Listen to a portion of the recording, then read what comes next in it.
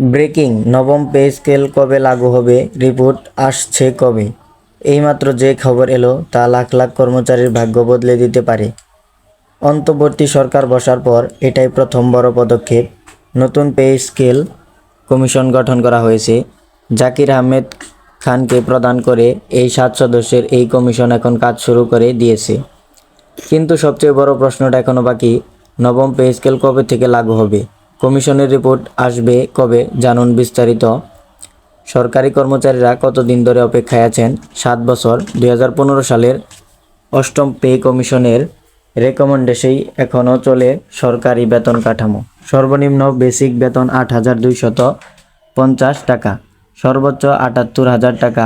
বর্তমান সময়ে এই বেতন নিয়ে চলা প্রায় অসম্ভব। এখন শুনুন আসল কথা। পে কমিশনকে সময় দেওয়া হয়েছে 6 মাস। এর মানে দাঁড়াচ্ছে আগামী অক্টোবরের মধ্যে কমিশন তাদের রিপোর্ট জমা দেবে। তারপর সরকারি অনুমোদন প্রক্রিয়া সাধারণত আরও 2 থেকে 3 মাস লাগে। তাহলে নবম পে স্কেল লাগু হতে পারে 2027 সালের শুরুতে, জানুয়ারি বা ফেব্রুয়ারি নাগাদ। তবে এখানেই শেষ নয়। কমিশন সুপারিশ করার পর সরকার তা গ্রহণ করবে কিনা সেটাও দেখার বিষয়।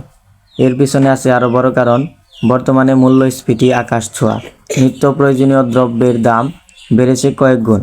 কর্মচারীরা চাইছেন মহার্ঘ ভাতা। আন্দোলনে ডাক দেওয়া হয়েছে আগামী মাসে। প্রশ্ন হচ্ছে, কমিশন কি সময় মতো রিপোর্ট দিতে পারবে? অন্তর্বর্তী সরকারের মেয়াদ নিয়ে আছে জটিলতা। রাজনৈতিক পরিস্থিতি এখনও পুরোপুরি স্থিতিশীল নয়। কিন্তু সবচেয়ে বড় চমকপ্রদ তথ্য হচ্ছে, তথ্যমন্ত্রী ইতিমধ্যে সাংবাদিকদের জন্য আলাদা ওয়েজ বোর্ডের ঘোষণা দিয়েছেন।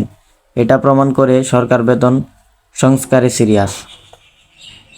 তো বন্ধুরা, নবম পে স্কেলে লাগু হতে সময় লাগবে অন্তত 7 থেকে 8 মাস।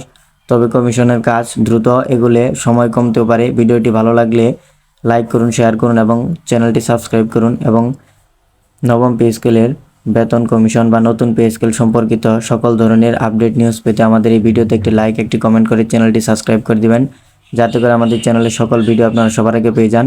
এবং কমেন্টে আপনাদের মতামত জানাবেন। ধন্যবাদ সবাইকে সম্পূর্ণ ভিডিওটি দেখার জন্য। সবাই ভালো থাকবেন। আসসালামু আলাইকুম।